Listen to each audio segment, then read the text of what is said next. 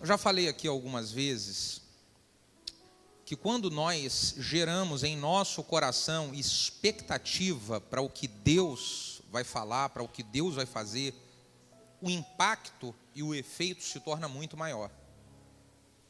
Na Bíblia mostra diversas situações onde Jesus operou milagre quando houve uma grande expectativa no coração das pessoas. Eu às vezes compartilho, quando eu estou dando treinamento para pastores, sobre o exemplo de uma churrascaria. Quando você vai, sabe que você vai a uma churrascaria jantar à noite. Imagine comigo. Você, já vou profetizar na vida de alguns aqui, vão ser tão abençoados essa semana que sexta-feira vai comemorar com jantar numa boa churrascaria. Diga aleluia. Me chama, irmão, tá bom? Aí você sabe, André, que sexta-feira você vai para uma churrascaria à noite. Qual a churrascaria que você mais gosta? Verdana, uau, diga uau aí, irmão, olha só. Então você já sabe que você vai no Verdana. Aí como é que você se prepara no dia? Aquele almoço e aquele café da tarde maravilhoso, você cai dentro daquele café? Você faz o quê? Eu vou comer pouco porque eu vou me preparar para churrasco. É assim ou não é assim? Aí quando chega na churrascaria, quem que você acredita que desfrutou mais, quem comeu mais e quem se alimentou mais? Aquele que se preparou para estar na churrascaria ou aquele que foi pego de surpresa, comeu arroz com feijão de tarde, tomou o maior cafezão com pão antes de ir e tal? Quem você acredita que comeu mais? Quem se preparou. A mesma coisa é com a palavra de Deus. Se alimenta mais quem se prepara. Abra sua Bíblia comigo em Provérbios capítulo 9. Provérbios capítulo 9, apenas o versículo de número 1. A sabedoria já edificou a sua casa, já lavrou as suas 7 colunas. O texto que nós acabamos de ler diz que a sabedoria, ela já edificou a sua casa. A sabedoria edificou, ela construiu a sua casa. E ela construiu a sua casa com quantas colunas? 7 colunas. A sabedoria para construir alguma coisa, ela edifica 7 colunas. Você sabia que a sabedoria, ela pode nos ajudar a construir coisas boas, e a falta de sabedoria pode destruir coisas boas que nós já temos? A sabedoria, quando ela se manifesta na nossa vida, ela pode me ajudar a ter muitas conquistas. A falta de sabedoria, ela pode me fazer ter muitas perdas. Nós recebemos uma palavra de Deus para a nossa igreja, de que 2020 vai ser o ano das realizações, e eu acredito muito nisso, estou vivendo isso todos os dias até agora. Quantos podem dizer um amém sobre isso também? 2020 será o ano das realizações, mas eu preciso trazer essa mensagem para você, porque para podermos experimentar as realizações na nossa vida, nós vamos precisar de sabedoria para isso.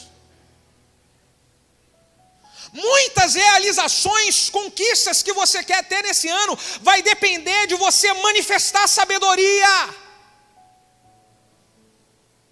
Muitas lutas, pressões e adversidade que você está enfrentando hoje, que são uma barreira e um impedimento entre você e a sua vitória, você vai precisar de sabedoria para superar esse momento. Você vai precisar de sabedoria para vencer as pressões que você está enfrentando nesses últimos dias. Nós vamos precisar de sabedoria, porque a sabedoria, ela vai me ajudar a construir um futuro maravilhoso. Talvez você esteja falando assim, mas eu não tenho sabedoria.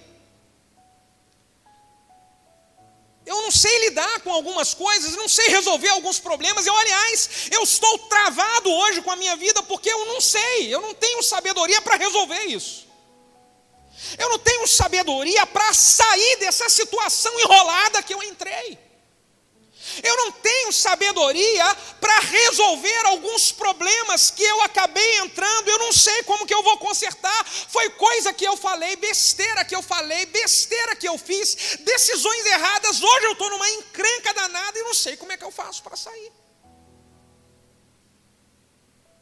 Eu não tenho sabedoria para isso. A Bíblia diz em Tiago capítulo 1, versículo de número 5: aquele que tem falta de sabedoria, peça a Deus que Ele dá liberalmente. Eu vou repetir: aquele que tem falta de sabedoria, peça a Deus que Ele dá liberalmente. Então, durante essa mensagem, no decorrer dessa mensagem, cada uma das colunas da sabedoria que eu vou falar, você precisa aí ser bem quebrantado para falar: Deus, eu preciso aprender sobre isso. Então você pode, no momento em que eu estiver falando aqui, você pode, na mesma hora que você ouvir alguma coisa, falar assim: cara, isso eu não tenho sabedoria para agir assim. Mas na hora que a palavra for liberada, você vai pegar ela para você e falar assim: Deus, é essa sabedoria para agir assim que eu quero. Quantos podem dizer amém sobre isso? Então nós vamos falar sobre essas sete colunas da sabedoria que vão nos ajudar a construir um ano de realizações. Se nós queremos viver esse ano de realizações, nós vamos precisar de ter na nossa trajetória, de ter na nossa caminhada, de ter na nossa vida essas 7 colunas. Se eu faltar em uma dessas 7 colunas, a minha casa corre um sério risco de desabar. Então vamos começar a falar sobre cada uma dessas colunas. A primeira coluna da sabedoria é o temor do Senhor. Diga comigo: temor do Senhor. Sabe o que a Bíblia diz em Provérbios 9, versículo 10, sua parte A, diz: o temor do Senhor é o princípio da sabedoria. A primeira coluna que eu preciso ter na minha vida é temor ao Senhor. Eu preciso avaliar como que está isso na minha vida hoje, se eu tenho essa coluna firmada. Se eu tenho na minha vida temor a Deus, porque se eu tenho temor a Deus, fica muito mais fácil eu edificar todas as outras colunas. Se eu não tiver temor a Deus, eu vou achar que as outras colunas não são importantes, não são tão importantes, e eu não vou conseguir edificá-las. Então a primeira coisa que nós precisamos ter é o temor do Senhor. O temor do Senhor é a base para eu aplicar a sabedoria na minha trajetória. O temor do Senhor é a base para eu aplicar a sabedoria na minha caminhada de vida. O temor do Senhor é aquilo que faz eu não me envolver com coisas erradas. O temor do Senhor é aquilo que faz eu não fazer coisa errada. Quando eu vejo gente indo para coisa errada, talvez a minha carne está até querendo fazer, mas eu falo: caraca, eu não vou fazer isso, que eu tenho temor. Um monte de gente entrando em um monte de situação que você sabe que aquilo é perigoso demais. E você é uma pessoa que conhece a Deus, aí você vê aquilo e você, às vezes, a nossa emoção, a nossa carne quer fazer essas coisas erradas, quer. Mas o que é que nos breca, o que é que nos freia? É falar: cara, eu não vou entrar nisso, porque eu tenho temor a Deus. O temor ao Senhor é o que me faz eu não falar besteira. Porque muitos problemas que nós enfrentamos na nossa família, no trabalho, no ministério, é porque falamos besteira. Falamos coisas que depois nós nos arrependemos, falamos coisas que nos metem em encrenca, em complicação, a palavra saiu. Mas quando eu tenho temor ao Senhor, eu sinto até a vontade de falar muitas coisas. Mas eu sei que aquela palavra não vai edificar a Deus, então eu tenho temor e eu vou engolir um sapo. Diga aleluia. Então eu não falo muitas coisas por causa do temor a Deus. É por causa do temor a Deus que nós não desobedecemos às leis. por causa do temor a Deus. Eu vejo, às vezes, um monte de gente faz isso errado, mas eu não vou. Mas por que você não vai fazer? Eu faço, todo mundo faz. Pois é, todo mundo pode fazer, mas eu não faço, porque eu tenho temor a Deus. Você sabe quando José, ele fugiu da esposa do Potifar, e o Potifar foi confrontar José com a mentira que a esposa dele tinha contado. Aliás, como é que era o nome mesmo da esposa do Potifar? Você aprendeu o nome dela, Potifona, isso aí. Então, quando o Potifar foi confrontar José, sabe o que José falou? Eu jamais iria pecar contra o Senhor e contra o meu Senhor. Eu não poderia pecar contra o meu Deus, porque eu tenho temor. Você está entendendo? O temor é o que vai sustentar tudo. Quando eu tenho temor, eu não abro a boca para poder desonrar a autoridade. Uma coisa que influencia nos resultados que eu tenho na minha vida, influencia na minha trajetória, não tem para onde correr. A palavra de Deus influencia. Então, às vezes, eu vejo autoridades que fazem coisas que eu não concordo, coisas que eu acho que deveria de ser diferente, ou até mesmo eu acho errado. Só que a Bíblia diz que toda autoridade foi constituída por Deus. E mesmo que uma autoridade esteja fazendo algo que eu não concordo, ou algo que eu deixo errado, eu não vou falar dessa autoridade, porque eu tenho temor a Deus. Eu tenho temor. Então é por isso que eu não vou falar. É por isso que eu não vou desonrar uma autoridade. Por mais que a minha carne grite, eu esteja cheio de razão, eu esteja cheio de justiça própria, mas eu não vou fazer, porque eu tenho temor a Deus. A segunda coluna da sabedoria é o conhecimento. Primeiro eu edifico a coluna do temor, e depois eu edifico a coluna do conhecimento. Muito importante, o conhecimento para trazer para nós conquistas e realizações nesse ano. Oséias capítulo 4, versículo de número 6, sua parte A diz: o meu povo está sendo destruído pela falta do... Então eu preciso edificar essa coluna do conhecimento. João capítulo 8, versículo de número 32, e conhecereis a verdade, e a verdade vos libertará. Conhecimento. Então eu preciso buscar conhecimento, eu levantar essa coluna do conhecimento. Eu estou aprendendo sobre coisas que vão me ajudar a resolver problemas que eu entrei. Eu estou parando para ouvir a mensagem, o estudo, o ensinamento de pessoas que podem me ajudar a consertar em áreas que eu tenho dificuldade e preciso aprender sobre elas. Porque se eu não absorver o conhecimento, eu vou acabar fazendo um monte de besteira, e como consequência das besteiras que eu faço, a minha casa fica derrotada, minha vida fica destruída.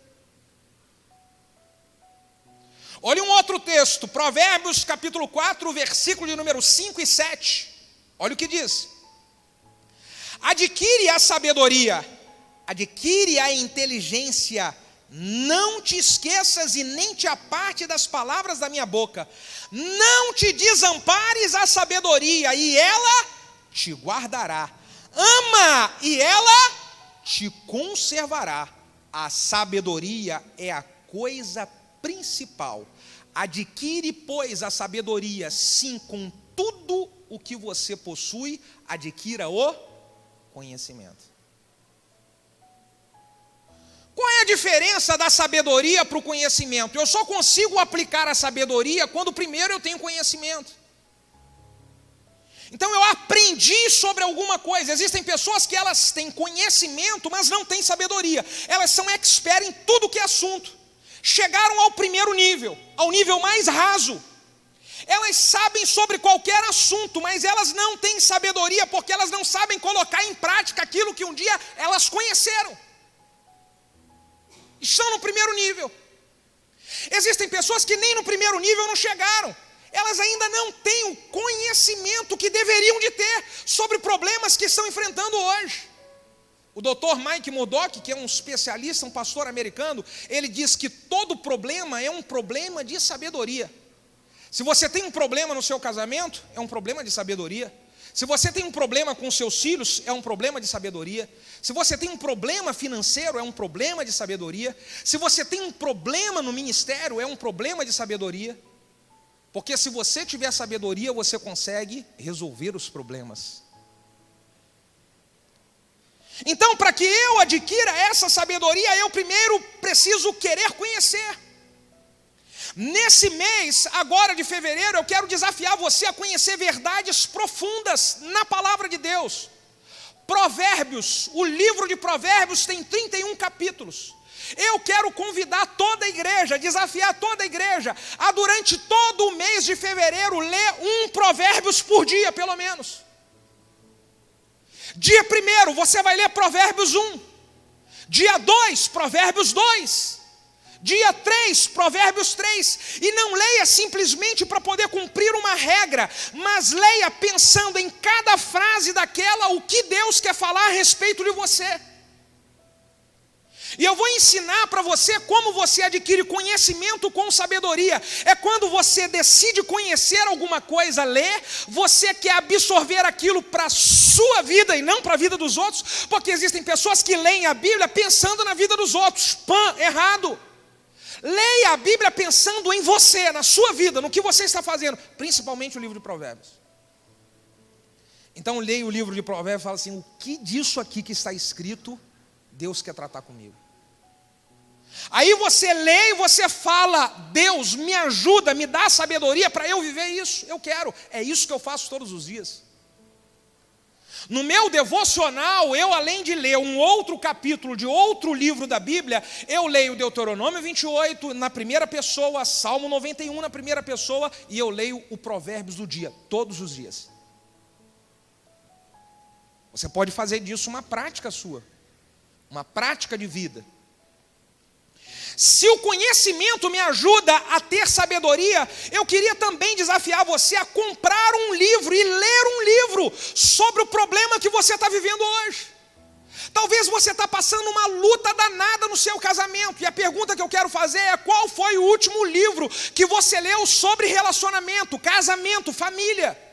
Você já leu um livro sobre isso? Não, pastor. Então como que você vai ter conhecimento se você não adquire ele? A Bíblia diz: com tudo que você tem, adquire o conhecimento, porque ele é importante. Se você está passando um problema financeiro, pegue e vá ler um livro que fale sobre finanças. Você está passando algumas situações na sua vida espiritual, na sua vida emocional, leia um livro sobre isso. Restauração espiritual, restauração ministerial, leia. Tá aí, nós temos uma livraria na igreja, não é para poder ganhar dinheiro, a livraria na igreja é para poder edificar a sua vida.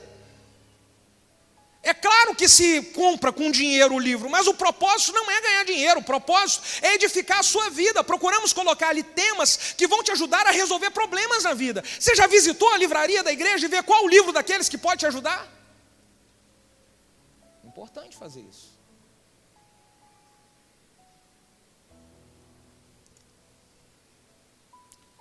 Terceira coluna que nós precisamos levantar. Vocês estão aqui junto comigo? Digam aleluia. Está com a pá de cimento na mão para poder construir essas colunas junto comigo essa noite, amém? A terceira coluna da sabedoria é humildade. Diga comigo, humildade. Irmão, se eu não edificar a coluna da humildade, a minha casa todinha está correndo perigo. Por mais que eu tenha sabedoria, conhecimento e várias outras coisas, se a coluna da humildade, ela estiver rachada, a minha casa está correndo perigo. A minha família está correndo perigo, o meu ministério está correndo perigo, o meu futuro está correndo perigo se eu não tenho uma coluna da humildade bem edificada. Provérbios 22, versículo 4 diz: o galardão da humildade e o temor do Senhor são riquezas, honra e vida. Diga aleluia. O galardão da humildade é o galardão da humildade que vai te ajudar a manter o temor ao Senhor. E quando você tem o galardão da humildade, a coluna da humildade, junto com o temor do Senhor, isso vai produzir para você o quê? Riqueza, honra e vida.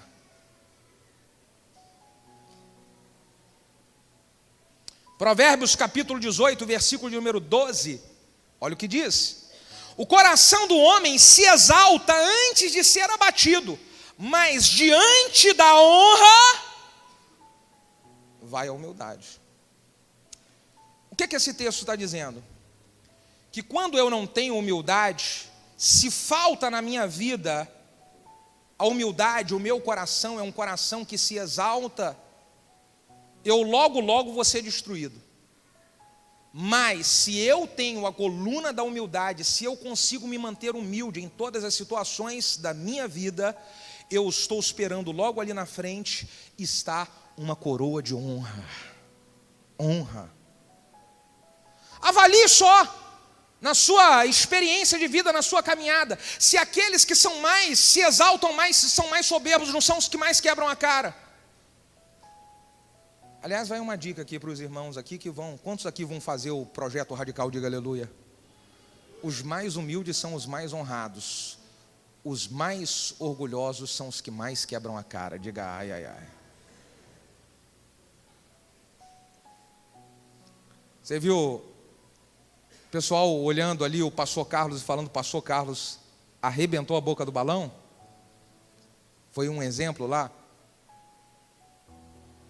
O segredo de colocar em prática a humildade.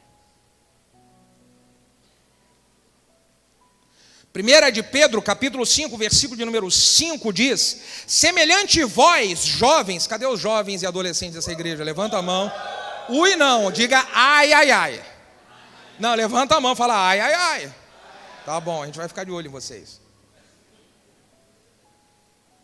Semelhante vós, jovens, sejam sujeitos aos anciãos. Aí olha os cabelinhos brancos que tem aí perto de você, barba branca, ainda bem que eu tirei a barba, eu estou garotão agora, aleluia. Bate continência para o ancião, viu? Sim, senhor, e não, senhor. Sim, senhor, e não, senhor. Beleza pura? Tá, vamos continuar aqui. E sede sujeitos uns aos outros, revesti-vos de humildade, porque Deus resiste aos soberbos, mas dá graça para os humildes. Diga aleluia. Irmão, pensa comigo, os adolescentes e os jovens mais soberbos são os que mais quebram a cara na vida, é ou não é? Então vai aí uma palavra para vocês jovens e os adolescentes. Sejam humildes. Escutem os mais velhos. Porque qual é a onda da garotada nova? Meu pai e minha mãe não sabem de nada, eu é que sei. Diga ai, ai, ai. Meu pai e minha mãe estão atrasados, eu estou atual. Sabe de nada, inocente. Sabe de nada. Os cabelinhos brancos já passaram por tudo que vocês estão passando. Já fizeram muitas coisas que vocês fazem e sabem exatamente quando vocês estão enrolando e mentindo. Diga ai, ai, ai. Eu tenho filhos e às vezes olho e falo, sabe de nada, inocente, pensa que me engana. Quantos pais de vez em quando olham para o filho e pensa que está me enganando? A gente às vezes se faz de bobo, né? É verdade ou não é, pai? Mas como seria bom os jovens e os adolescentes serem humildes e falar, sim senhor papai, sim senhora mamãe, eu vou obedecer aquilo que você está me orientando. Como seria maravilhoso. Coluna de sabedoria. A Bíblia nos conta uma história muito linda de um cobrador de impostos chamado Zaqueu. Diz que esse Zaqueu, ele queria muito ver Jesus. Então ele vai correndo e sobe numa árvore para poder ver Jesus. E ele está naquela árvore vendo Jesus. Só que Jesus fala: Zaqueu, eu queria te dar uma experiência melhor. Ao invés de você apenas me ver, eu queria entrar dentro da sua casa. E Zaqueu: sim, senhor, e o que eu faço para o senhor ir dentro da minha casa? Jesus fala: para eu ir dentro da sua casa, você vai precisar de descer, Zaqueu.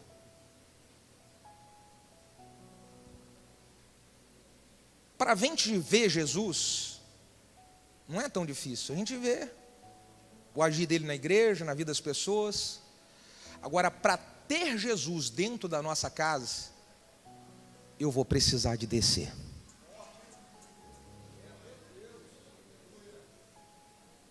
Para ter ele aqui dentro, eu preciso descer.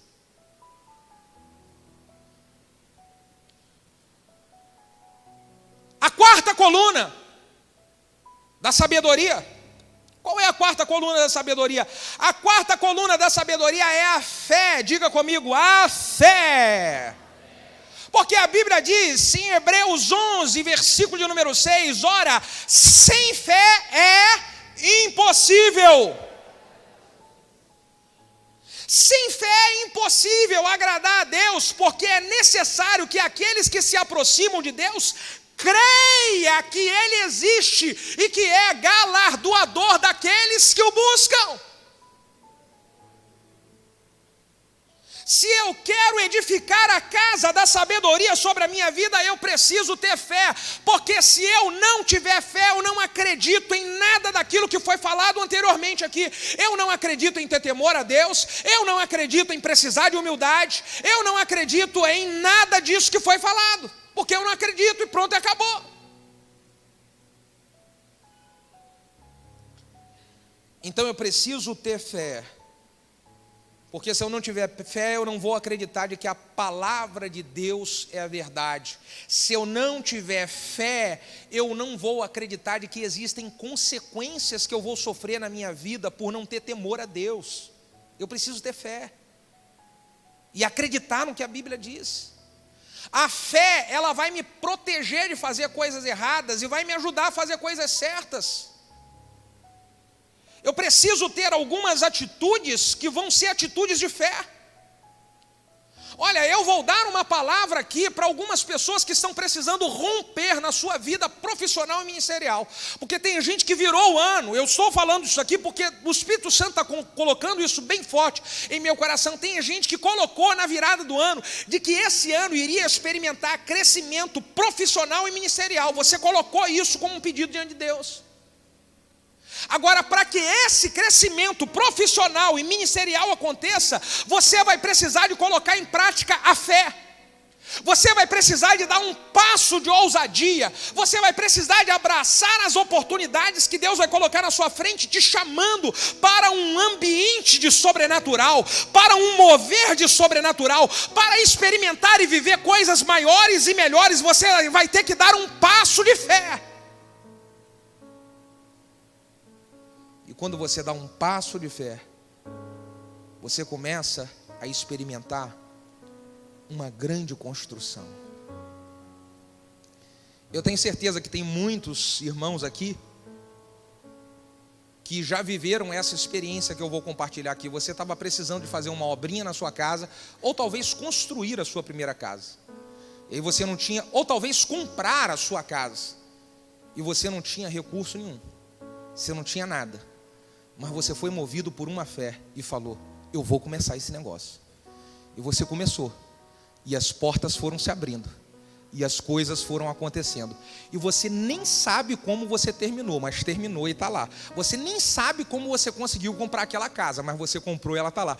Quantos têm essa experiência que podem levantar a mão e dizer um aleluia? E por que você conseguiu essa construção, essa edificação maravilhosa? Porque você colocou em prática o quê? A fé. Agora, posso falar? Coloque em prática essa fé de novo para a manifestação de outras coisas. Coloque em prática de novo. Comece a fazer alguma coisa na igreja. Eu vejo muitos irmãos aqui com um chamado ministerial. Uma grande unção de Deus sobre a sua vida, você sabe que Deus te chamou e tirou você de onde tirou, porque Ele tem alguma coisa para fazer com você, mas você fica com medo. Você fica com medo de se decepcionar, você fica com medo de não dar conta, você fica com medo do que as pessoas vão pensar, você fica com medo de não estar capacitado, e o que Deus está falando para você é: joga tudo isso no lixo. Eu quero que você tenha fé e dê o passo de ousadia e vai entrar de cabeça e se envolver na obra, e se envolver naquilo que eu tenho como plano e como projeto para a sua vida. Vai na fé.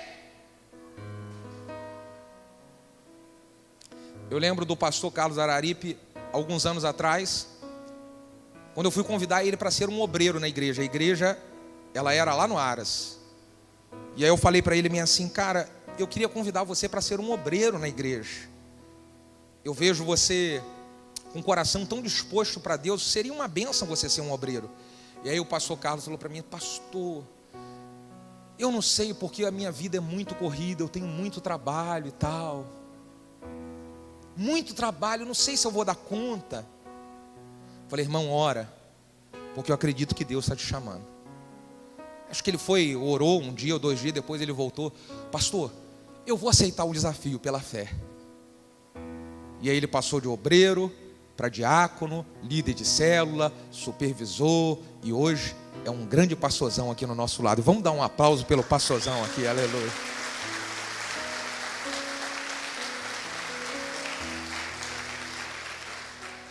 Agora pergunte essa semana lá na sua célula se o seu líder de célula também não deu um passo de fé. Pergunta lá. Pergunta se essa pessoa não falou: eu vou dar um passo e vou me envolver. Esse é o ano para você se envolver, irmão.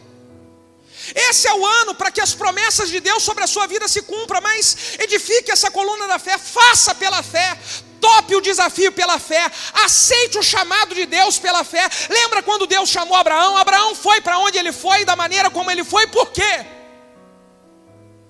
Porque ele tinha na vida dele a coluna da fé. A coluna da fé. A quinta coluna que nós precisamos edificar na nossa vida é a coluna da obediência. Diga glória a Deus. Um texto muito famoso e conhecido, 1 Samuel, capítulo 15, versículo de número 22, diz: obedecer é melhor do que? Obedecer é melhor do que?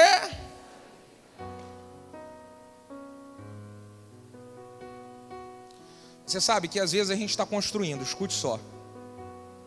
Nós estamos construindo coisas boas na nossa família, construindo coisas boas na nossa vida profissional, no nosso ministério. E está fluindo, no desafio de cada dia a gente vai construindo. Só que no meio da construção, no meio do caminho, sempre vão existir situações em que a nossa obediência vai ser colocada à prova. Então não adianta eu construir muito se no meio do caminho, eu por um ato de desobediência, eu vou destruir tudo aquilo que eu construí. Não adianta eu ser: pastor, eu sou 90% obediente, os 10% que você não for obediente, está colocando a sua casa em risco. Não, pastor, então eu sou 99% obediente, 1% eu não sou. Esses 1% está colocando sua casa em risco. Porque diz a Bíblia, obedecer é melhor do que sacrificar. Existem pessoas que colocam tudo a perder na sua vida por causa de um ato de desobediência. Pense comigo, quantas vezes você já viu isso acontecer? Pessoas que ralaram para chuchu, elas construíram, tiveram um tempo, fizeram coisas lindas, maravilhosas, mas no meio do caminho elas, por um ato, botaram tudo a perder. E hoje você conhece pessoas que estão com a vida destruída por causa de um ato de desobediência. Tudo foi colocado a perder. Se nós pararmos para fazer uma avaliação sobre muitos jovens e até adultos que hoje estão na cadeia, estão presos, e aí eu quero que você faça uma avaliação junto comigo. Por que que nós temos muitos jovens e adultos, pessoas de uma maneira geral, hoje presas dentro de uma cadeia? Pense se no meio da caminhada essas pessoas, elas não cometeram um ato de desobediência. Só estão lá porque cometeram um ato de desobediência. O pai falou: filho, não anda com esse tipo de gente. A mãe falou: minha filha, não faz, não entra por esse caminho. Pensa se quem está dentro lá, passando uma situação dessa, não está lá dentro porque em algum momento desobedeceu.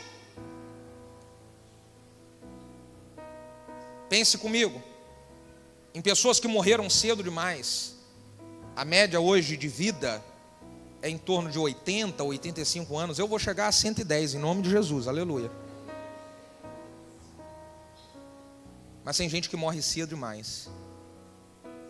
E morreu cedo demais por quê? Desobediência.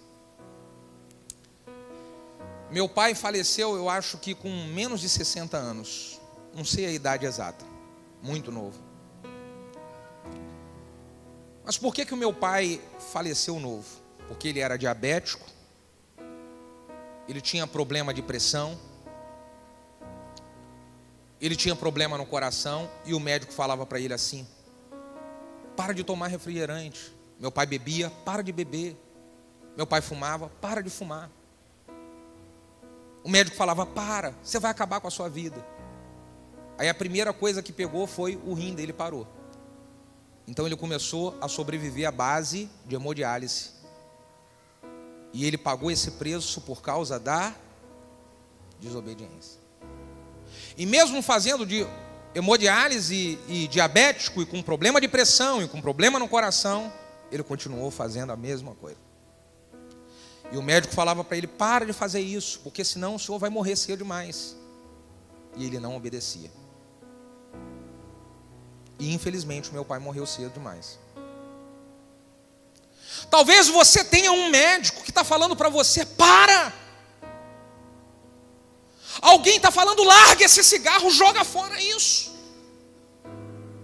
Para, você não pode usar a bebida alcoólica. A sua família já utilizou. Você já viu o que aconteceu com os seus familiares no passado, como que eles estão? Para!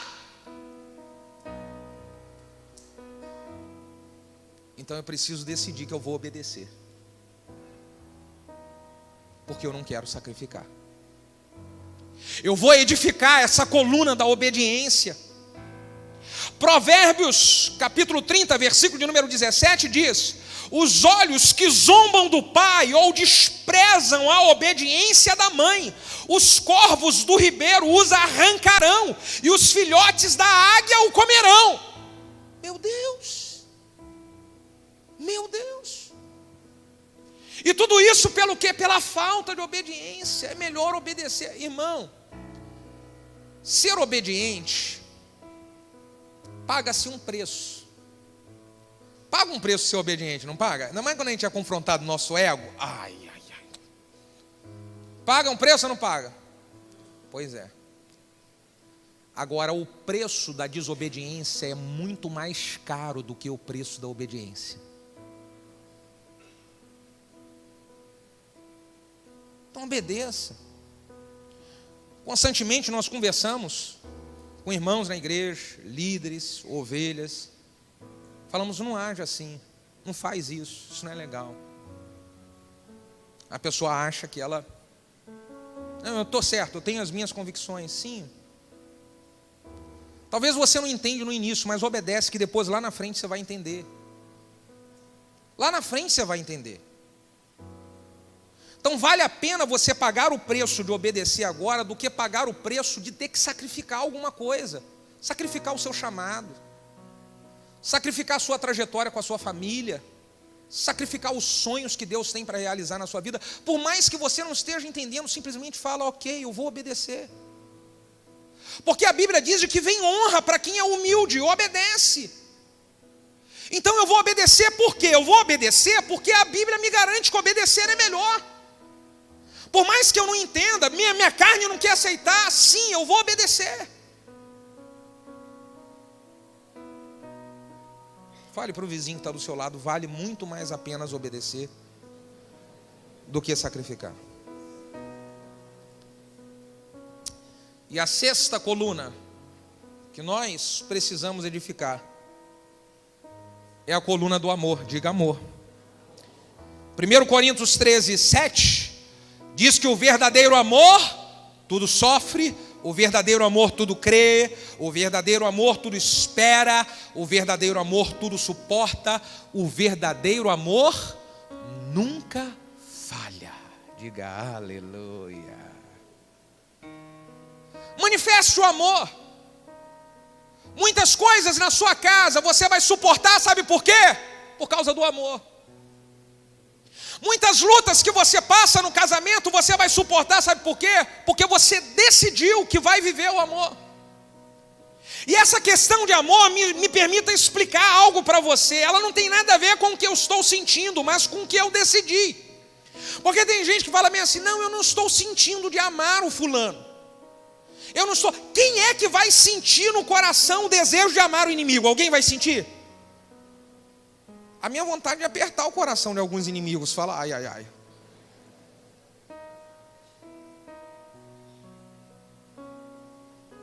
Só que Jesus falou, amai os vossos inimigos. E como é que eu vou amar os meus inimigos, já que não é já que eu não vou conseguir sentir isso?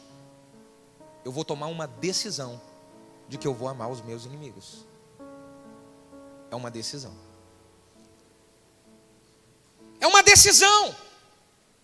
Diz o texto de 1 Coríntios de que o verdadeiro amor tudo sofre, ele espera, ele acredita, ele suporta, ele aguenta. Então eu tenho que decidir. Esses dias nós estávamos na célula lá na minha casa, e cadê o nosso líder lá, o Fabinho ali, ó, aleluia. Você está convidado para ir na célula na minha casa lá, viu, irmão? Depois me procura no final, ou procura o Fabinho, passou, quero lá, vai lá. Já vou pescar logo aqui no aquário logo, aleluia. Mas a minha mãe estava na célula e no momento de compartilhar lá, nós estávamos falando sobre decisões. Qual a decisão errada? Quem lembra da mensagem, da última mensagem que nós pregamos sobre decisões aqui? Foi compartilhado isso na célula. Por isso que é maravilhoso você estar numa célula, porque numa célula se compartilha tudo aquilo que a gente fala aqui. E é enriquecedor demais. Vale a pena você estar numa célula. Vale muito a pena você participar de uma. Então foi perguntado para cada um qual a pior decisão que você tomou, como é que foi a pior decisão, a decisão mais triste. E aí minha mãe, no momento do testemunho, ela me surpreendeu. Fiquei surpreso com aquilo, que eu nunca tinha escutado ela falar daquela maneira. Aliás, eu acho, pelo menos que eu nunca tinha escutado ela falar aquilo. Ali me impactou. E aí minha mãe levantou a mão e ela falou assim, eu queria dizer uma decisão que eu tomei, que eu acredito que foi a pior decisão da minha vida. E o pessoal perguntou, né, qual decisão que foi? Ela falou, a pior decisão que eu tomei da minha vida foi a decisão de me separar do pai dos meus filhos. Porque a minha mãe separou do meu pai quando eu tinha 14 anos. E o meu pai aprontava, conforme eu falei para você, ele bebia, ele tinha uma vida completamente mundana. E a minha mãe ainda não era convertida nessa época, então ela falou, se eu fosse convertida, eu não teria me separado. Eu não teria. E ela não teria se separado por quê? Porque iria colocar em prática esse amor que suporta, esse amor que espera, esse amor que acredita. Porque segundo diz a Bíblia, o verdadeiro amor nunca falha. O verdadeiro amor nunca falha. Só eu sei, quem está aqui que é filho de pai separado, sabe o quanto que isso trouxe de prejuízo e de dor para mim e para os meus irmãos. Como foi prejudicial para a minha vida. Então eu acho que ela pensou, eu poderia ter tomado uma decisão onde eu não iria sacrificar tanta coisa que eu sacrifiquei.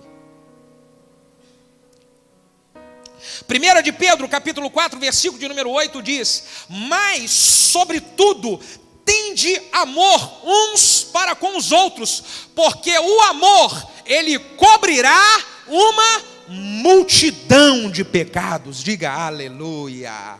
O amor é a coluna que sustenta o perdão. Porque quem ama, perdoa. O amor é uma coluna que sustenta o perdão. Ah, mas você não sabe o que fizeram comigo, ok. Mas se você decidiu amar, você perdoa. Não é se você sentiu amor, é se você decidiu amar. Se você decidiu amar, você perdoa.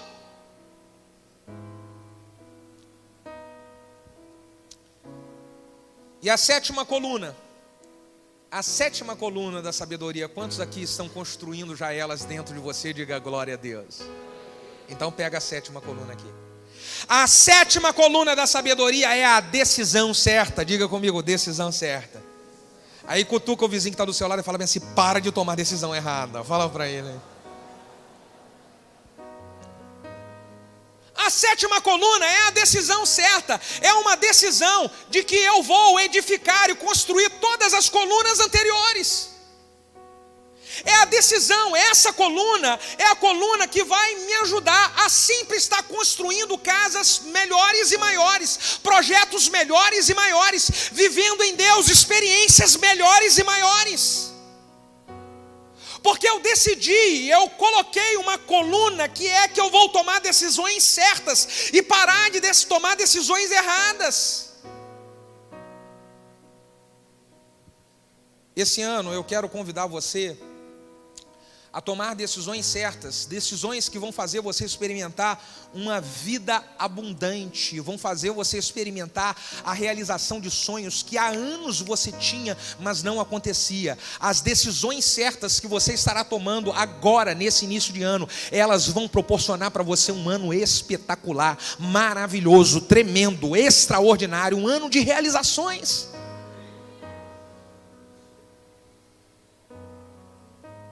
Eu preciso tomar uma decisão já no início do ano de que eu vou parar de dar desculpas. Vou parar. A decisão certa é você parar de dar desculpa, decidir que vai parar de ficar colocando a culpa nos outros, assumir a responsabilidade na sua vida. Pare de ficar colocando: eu não sou assim porque ninguém me ajuda, eu não consigo porque o meu pai não está comigo, eu não consigo porque minha esposa é isso, e eu não consigo porque...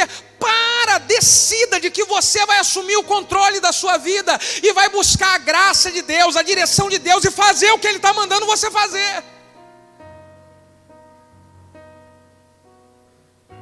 Tome a decisão de que você vai parar de ser uma vítima e você vai ser um vencedor de verdade, porque foi para isso que Cristo chamou.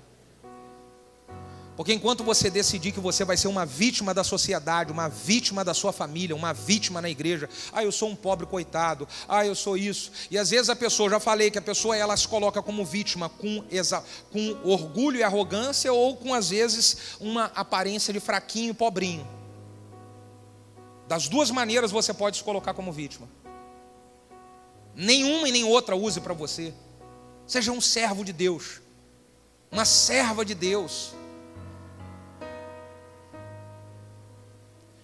Eu preciso tomar a decisão, como Josué tomou. Josué capítulo 24, versículo de número 15, ele fez aquela declaração poderosa que todos nós conhecemos.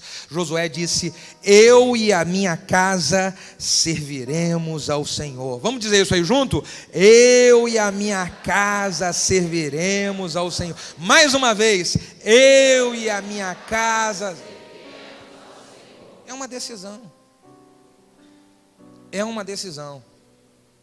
Nós tomamos uma decisão, eu e a minha esposa, de sempre que a gente sentir de que alguma coisa está escapulindo lá em casa, a gente vai chamar os nossos filhos e falar: aqui nessa casa, nós decidimos servir ao Senhor. Nossa família decidiu servir ao Senhor. O dia que vocês forem mais velhos, quiser escolher a vida de vocês, tranquilo, nós ensinamos os princípios, mas enquanto estiver aqui debaixo do meu teto, nossa família decidiu servir ao Senhor.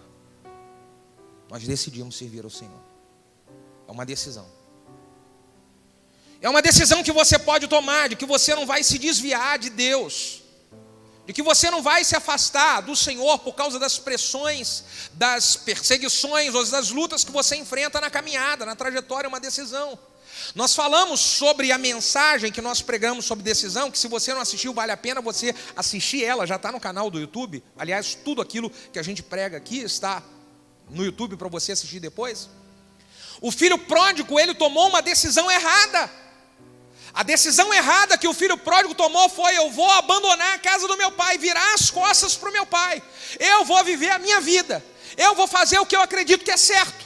Eu não vou obedecer nada, eu quero fazer o que eu acho que é bom para mim. E ele foi. Essa foi a decisão errada que ele tomou. E quando ele tomou essa decisão errada, você já sabe o final da história, ele quebrou a cara. Quebrou a cara. Só que é maravilhosa a experiência que esse filho, ele nos deixa. Ele quebrou a cara, mas em um certo momento que ele estava quebrando a cara, ele recebeu uma luz de Deus e falou: opa! Eu estou fazendo besteira, estou fazendo a maior burrada na minha vida. Eu estou destruindo a minha vida, estou destruindo o meu futuro. Eu estou destruindo os meus sonhos. Então diz a Bíblia que ele caiu em si. E quando ele caiu em si, ele foi e tomou agora uma decisão. Só que a decisão foi certa. E qual foi a decisão certa que ele tomou?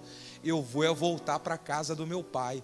Eu vou pedir perdão para ele, dizer que eu pequei contra ele, que eu pequei contra Deus. E não importa como ele vai me receber, se como filho ou como empregado. Ele pode me colocar até como empregado. Mas eu quero voltar para a casa do meu pai. Então foi a decisão certa. Eu quero dizer que Deus está chamando você para edificar 7 colunas de sabedoria para esse ano. E essas colunas vão começar com temor a Deus. E no último, com a decisão certa. Por favor, fique de pé. Porque nós precisamos tomar uma decisão. Nós precisamos de tomar uma decisão. Nós precisamos de tomar algumas decisões hoje.